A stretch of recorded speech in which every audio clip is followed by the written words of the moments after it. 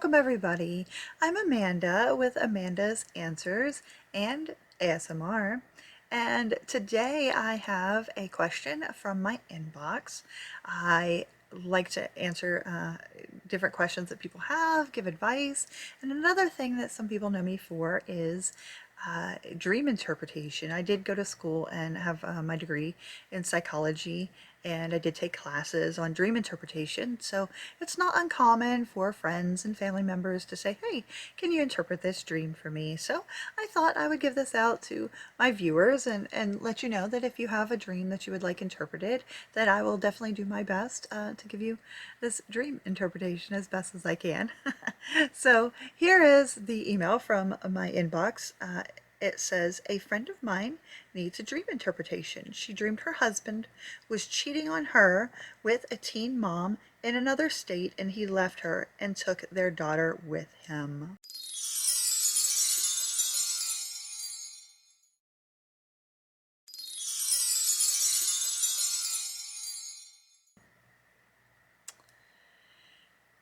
That's a tough dream to have.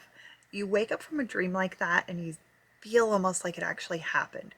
Like you almost want to be angry with your spouse, like they actually cheated on you, and that's something you don't want to do. It was just a dream. But I know how realistic dreams can be. I get it.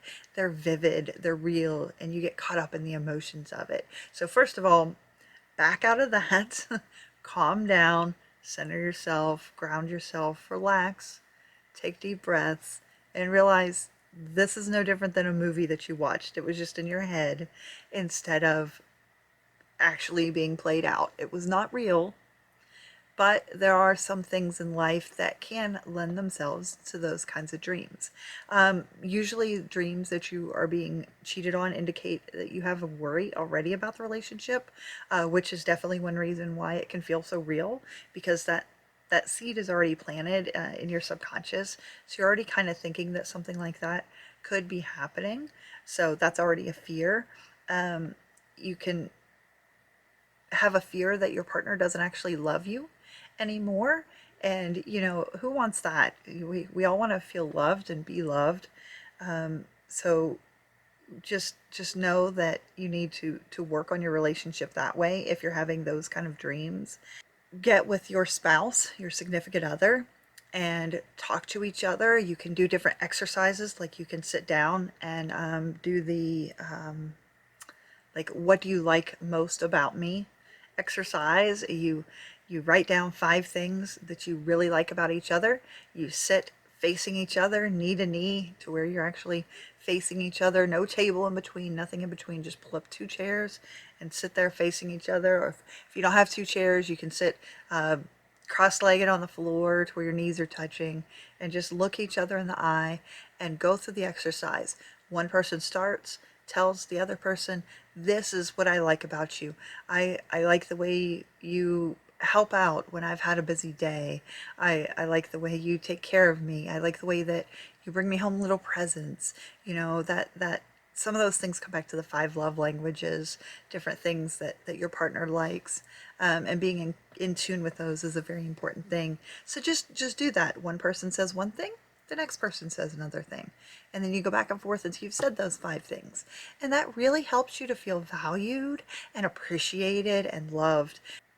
Because sometimes we get so caught up in the things that we feel that people don't like about us and feeling bad about ourselves that we forget how much our significant other really loves us and cares about us. There's a reason that they're with us. They wouldn't be with you if they didn't love you. And you need to work on refocusing that relationship on the good things, on the things that you love about one another. Occasionally, a dream like this could mean that the dreamer themselves has been having thoughts of cheating. That's not quite as common, but it could be.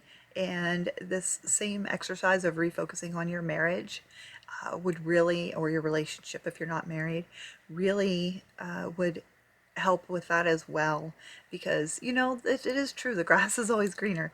Other people's relationships look great. We see these perfect relationships on Facebook, Instagram, you know, TikTok. We think, oh my God, I wish I had that. And you don't realize what really goes on behind the scenes. There's always bad days, there's always bad things. No relationship is perfect. This is the social media facade that most people put out there, and they're not really real. It's the highlights. It's the highlights reel. If you watch a a sports, you know, football game or something, they give you the highlights reel of all the good plays, and you don't always see those bad ones, the fumbles and, you know, the missed touchdowns. So that's really something that you have to realize, not everything is perfect. Another thing that I would definitely do in this situation is refocus on dating. I know it's kind of hard to do, especially right now when things aren't always open, but it's great to focus on dating your spouse. It doesn't matter if you've been married, you know, 5 months, 15 years, or 50 years.